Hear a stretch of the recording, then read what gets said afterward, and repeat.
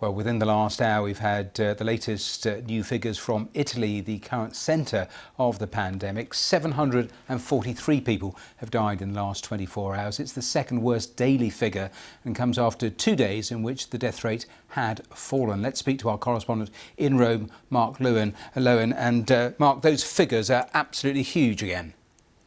They are absolutely huge. Another rise in deaths, which is, of course, tragic here, Matthew. But what's almost more important, really, albeit just as tragic, but what is more important in terms of looking at the trend is the rise in new cases. Now, let's look at the number of people who are currently infected with coronavirus. That number has gone up from yesterday to today by 7%.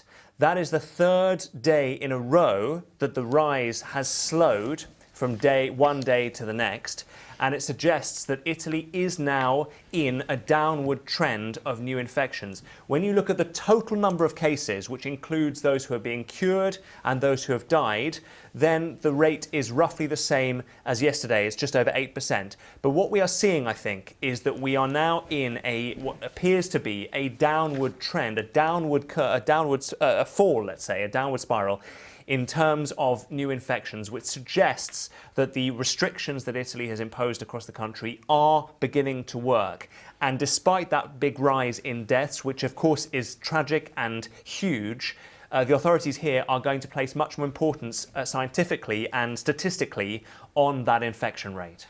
I suppose the only rider to that, Mark, is whether those official cases actually reflect the number of actual cases. That point has been raised. But in terms of what the authorities can actually do in terms of further restrictions, is there anything more they can put into place?